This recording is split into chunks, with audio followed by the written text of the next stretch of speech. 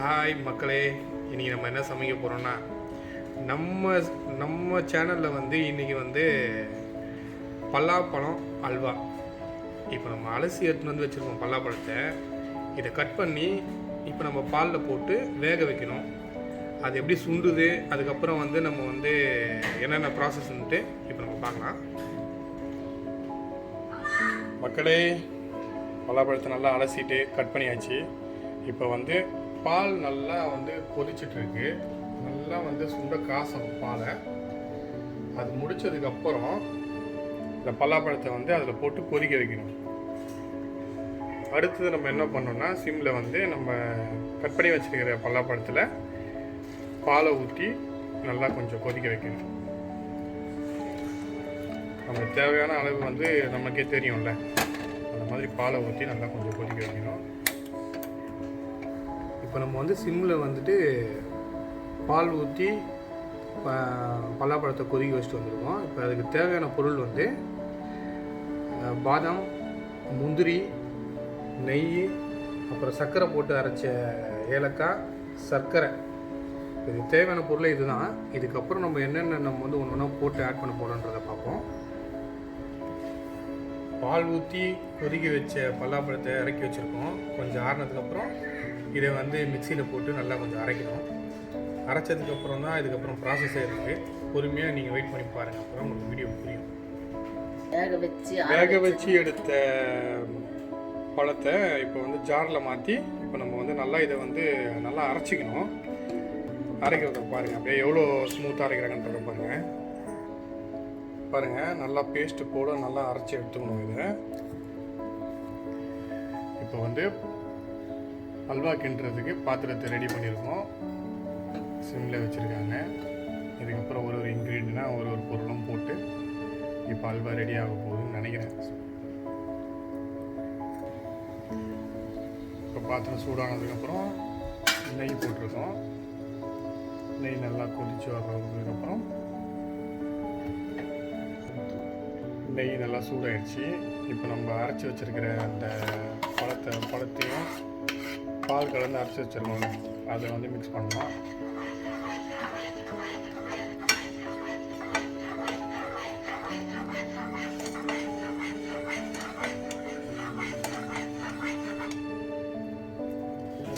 நல்லா இதில் கிண்டிகிட்டே இருக்கணும். அந்த டைமில் வந்து சர்க்கரை வந்து நம்ம ஆட் பண்ணணும். சர்க்கரை போடுறதுக்கு முன்னாடி கொஞ்சோண்டு உப்பு மட்டும் சேர்த்துக்கோங்க. ஒரு கைப்பிடி அறிவுலாம் இல்லை, சும்மா ஒரு சிட்டிகை, அவ்வளோதான். அதை போட்டு நல்லா மிக்ஸ் பண்ணிகிட்டே இருக்கணும். அப்போ தான் அந்த நெய்யோட ஸ்மெல்லும் அந்த பழத்தை அரைச்சி வச்சுருக்கோங்க, அது கூட வந்து நல்ல ஒரு மணமான ஒரு இது ஒன்று வரும். அது கூட சர்க்கரையை வந்து ஆட் பண்ணிக்கணும்.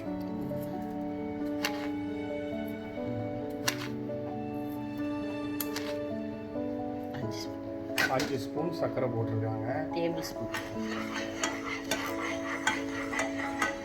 நம்ம வந்து இப்போ நல்லா வந்து இதை மிக்ஸ் பண்ணி நல்லா கலக்கிட்டே இருந்தால் தான் வந்து அதோட அந்த நெய்யோட ஸ்மெல்லும் நம்ம பழத்தோட ஸ்மெல்லும் இப்போ வெளியே வந்துட்டுருக்கு.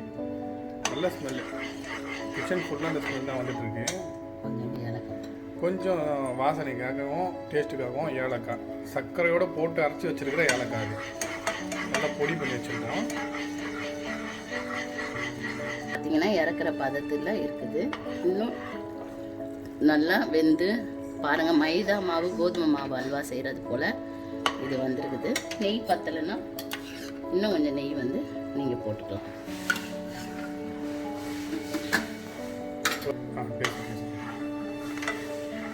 இப்போ பார்த்தீங்கன்னா எவ்வளோ அழகாக திரண்டு வருது பாருங்கள். இப்போ நம்ம வந்து இன்னும் கொஞ்சம் நேரம் வச்சுருந்துட்டு நெய் தடவின பிளேட்டில் கொட்டிட்டு நம்ம தேவைக்கு எடுத்துக்கலாம். கட் பண்ண வேண்டியதெல்லாம் இல்லை, திருநெல்வேலி அல்வா போல் அது இருக்கும். நெய் வேணும்னா இன்னும் கொஞ்சம் போட்டுக்கலாம். நான் ஆல்ரெடி போட்டுட்டேன்.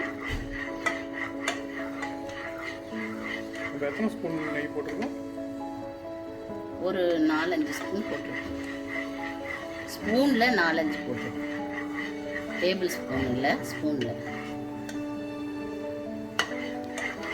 இப்போ பார்த்தீங்கன்னா சர்க்கரை போட்ட மாதிரியே தெரியாது. இன்னொன்று இது வந்து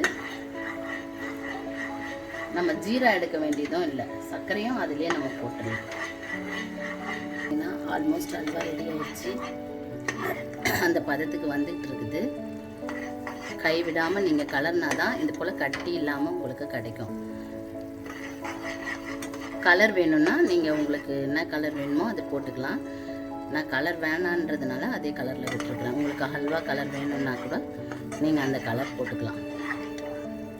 பார்த்தீங்கன்னா இப்போ கரெக்டாக இருக்கும். இன்னும் கொஞ்சம் நேரம் வச்சுட்டு இந்த நட்ஸ் எல்லாம் நீங்கள் வந்து நெய்யில் வறுத்து போடுறதா இருந்தாலும் போடலாம். ஆனால் நாங்கள் அப்படியே டைரெக்டாக போடுறோம். ஏன்னா நாங்கள் இப்பயே சாப்பிட்ருவோம் அதை, அதனால் நாங்கள் அப்படியே போட்டுருவோம்.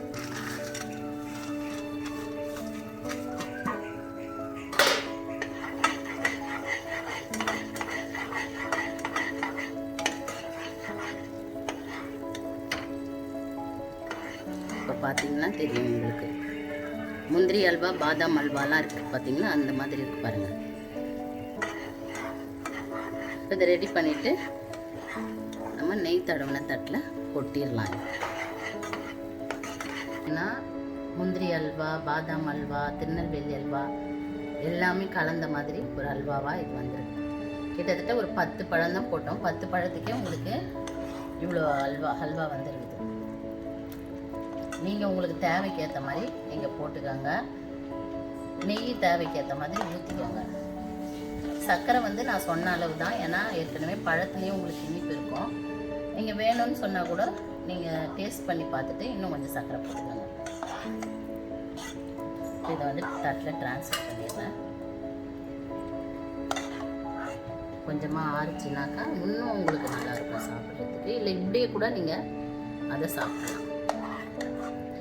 பாருங்கள், பாத்திரத்தில் கொஞ்சம் கூட ஒட்டவே இல்லை. அந்த பாலினுடைய டேஸ்ட்டு எல்லாமே இதில் இருக்கும். ரொம்ப டேஸ்ட்டாக இருக்கும். பலாப்பழ சீசன் வரும்பொழுதெல்லாம் நாங்கள் வந்து இதை வீட்டில் செய்து சாப்பிடுவோம். நீங்களும் வீட்டில் ட்ரை பண்ணி பார்த்துட்டு எங்களுக்கு கமெண்ட்ஸில் போடுங்க. இப்போ வந்து ஃபைனலாக வந்து அல்வா ரெடி ஆயிடுச்சு. சாப்பிட்டு பார்த்துட்டு டேஸ்ட் எப்படின்னு சொல்கிறேன். பாருங்க எவ்வளோ அழகாக வந்துருக்கு பாருங்கள். ஸ்மெல்லு வந்து வீடு ஃபுல்லாக அதே ஸ்மெல் தாங்க. கண்டிப்பாக நீங்கள் வந்து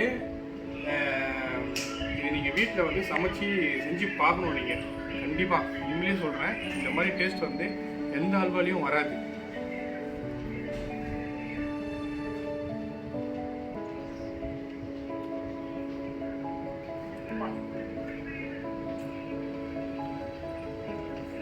எவ்வளோ தேவையோ நெய் அந்த அளவுக்கு இருக்கு.